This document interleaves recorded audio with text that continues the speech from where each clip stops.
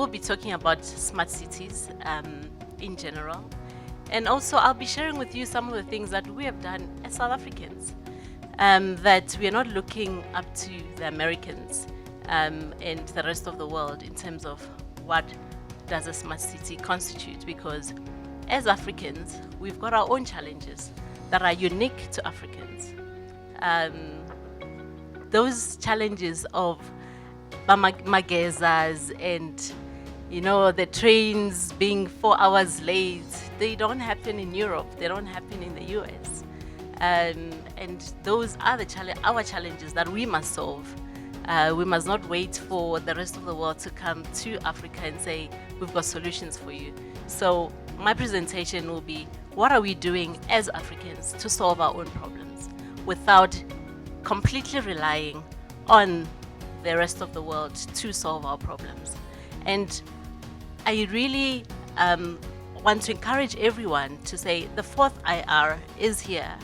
And we must not sit and say, okay, it's here, AI is here, IoT is here, but I know nothing about it. Actually, there is self-learning programs that we can all embark on that will assist us to prepare ourselves and also to equip us with the knowledge that we need to solve our own problems without waiting for Microsoft or IBM or Google to come to Africa. So let's do our own things. So my presentation basically is to inspire everyone to say, we can do it. It doesn't mean that because we are in a developing country or we are in a developing continent, we are incapable of competing with the world. We are capable. So if we move to the next slide, okay, I will then navigate this. Okay. I have switched it off. I don't know how. Okay. All right. Yes. It starts here, hey? All right. So I'm going to take a quick preview on what is happening in the world and contextualize it to what are we doing in Africa. If you look at the world, the urban population in the world in 1950, the urban population was 751 million people. That was in 1950. Fast track to 2018, we're sitting at 4.2 billion people in urban areas across the world. I will focus on the key as attributes of what is happening in the world. 55% of the people in the world live in urban areas. And that is increasing to 68% in 2050. Now, if we are to be ready for urbanization and for the growth in cities, we have to have cities that are responsive to the growth. And if you look at urbanization as a whole, it is something that we are not able to stop. We can't stop it. There are certain people that see their livelihood being in urban areas. They don't see them being economically active in rural areas. Therefore, urban areas are attractive for the lifestyle they want to live, for the jobs that they want to do, that rural areas cannot provide. So making cities places to live is now more than ever an essential activity that we need to embark on to make the quality of life much better than what it is today. So what is a smart city? So the likes of IBM and Cisco have their own definition of what a smart city is. And having studied IoT data analytics myself, I decided, but why should I look at what IBM defined a smart city as, or look at what Cisco defines what smart city is? I will define my own smart city.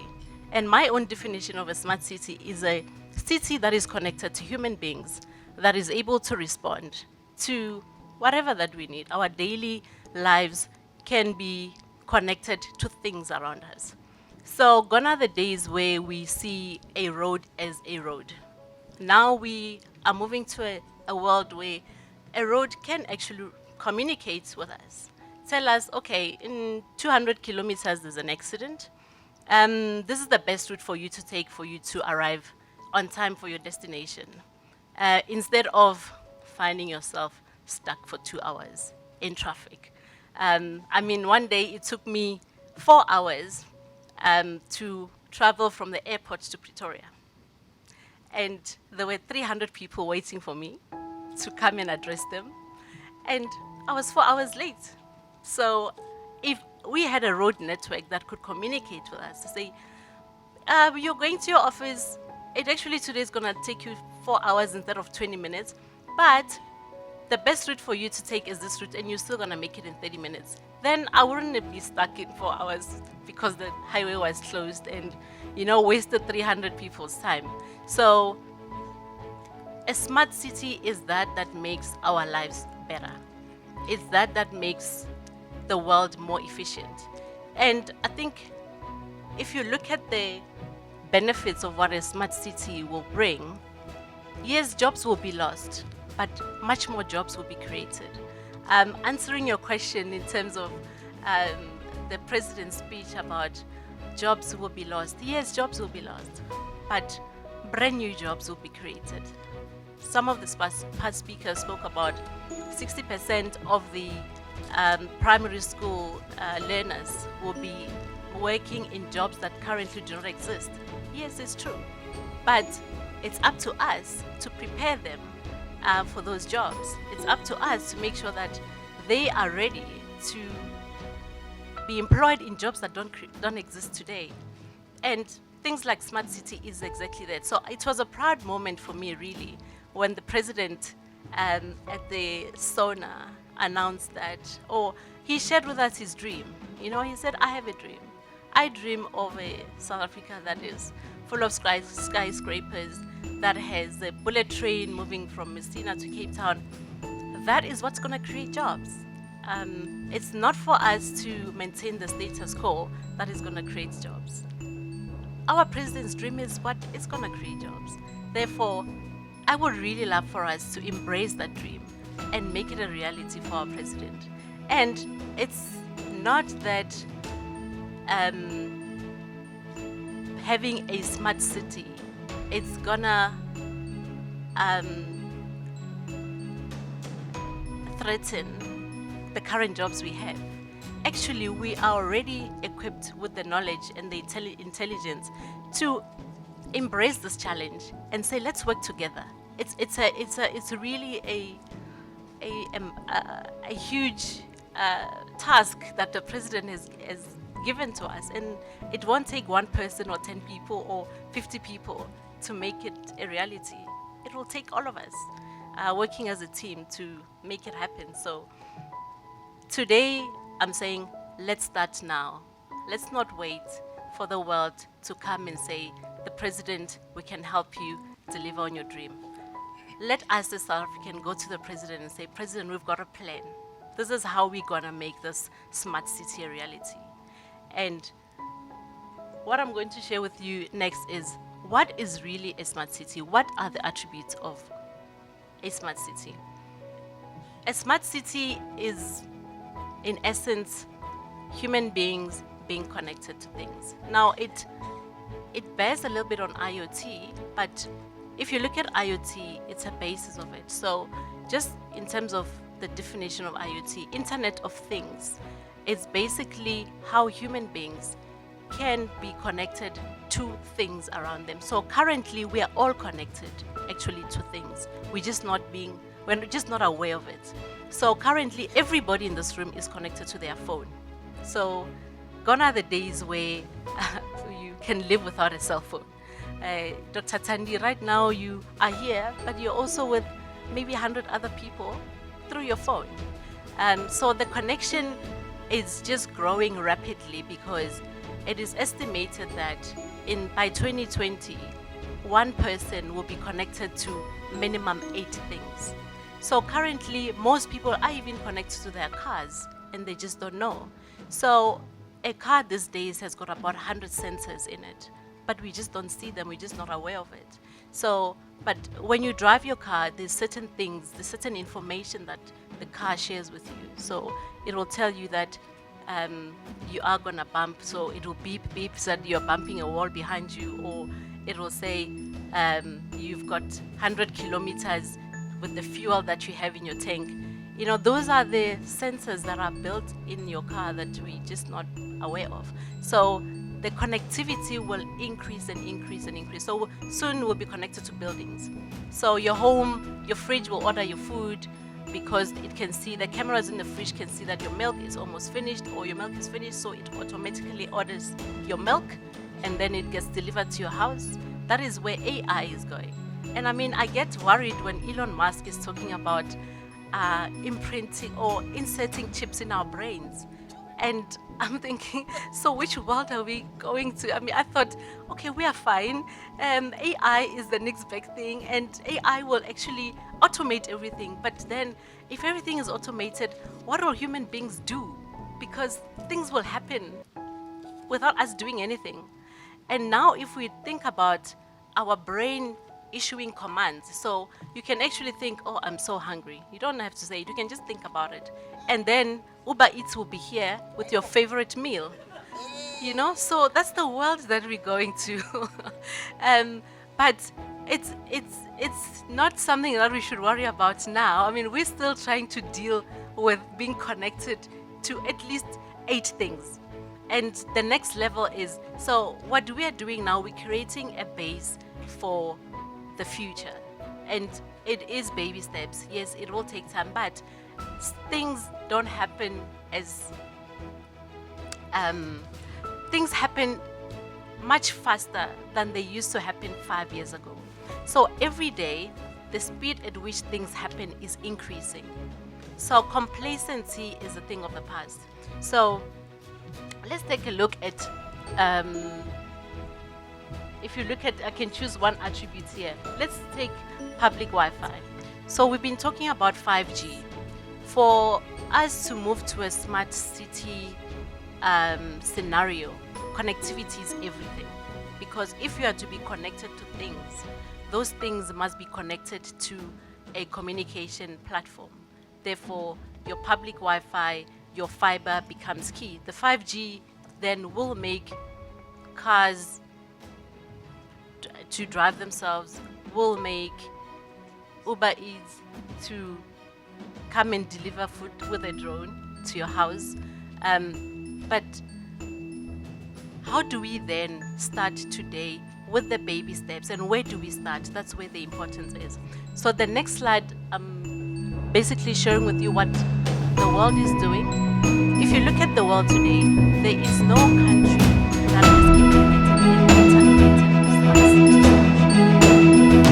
Because if you look at Iceland, they've got a smart solution going on. Look at Singapore, they've got the smart sharing mobility for cars where you reduce the number of vehicles on the road. And then you look at the likes of New York, they've got a waste management system that does not require people to be driving around with trucks. But what we're doing as South Africans is that we have embarked actually over a year ago on a smart city project where we have mapped a city to become a smart city. So with this project that we've embarked on, there's a number of things that we're focusing on. So one, so imagine a city where your public transport is integrated. So we've created a solution that your bus system, your taxis, your trains, all your modes of transport is integrated. So you've got one payment system, you've got a card that you can swipe in a taxi, in a bus, in a train, and I mean, getting taxi owners to agree to this was another mammoth task, but we eventually achieved the objective and we brought them on board. And now you've got cashless service. People don't have to have cash to ride a taxi. They can pay with a smart card. And this will showcase an integrated smart city. So the main element of it really is that you have a city that is interconnected. So if there is a car that has been stolen, with the smart cameras that have got face recognition and that can identify cars that are stolen. So how it works is if a number plate and the car make are different. So let's say your car is a Toyota Tez and your number plate is that of a Mercedes-Benz and the Department of Transport, it will then raise an alert to the police station that this car is a suspected stolen car because the number plates that they make are not really on time. So then it becomes a trigger for the police to inquire on what is happening. So that creates a safe environment as well. The other element is that when there's a suspected murderer that the police are looking for, the smart cameras that have been installed around the city will then facially recognize the person and alert the police that your suspected murderer is being identified in this location. Then it makes the policing and the security much more efficient than people spending hours and hours investigating where they could possibly find the suspect. So this is really showcasing what we can do. And this project last year was a finalist in the World Smart City Award in Barcelona.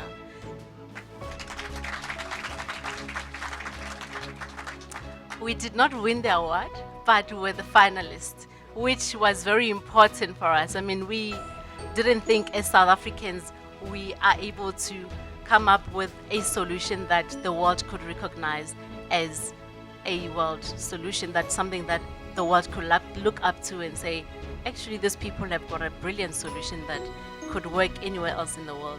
So I'm respecting my time limits because I can talk the whole day. And but yeah, I'm encouraging everyone, let's work together, let's collaborate. The fourth industrial revolution cannot be implemented by a small group. It requires all of us to work together.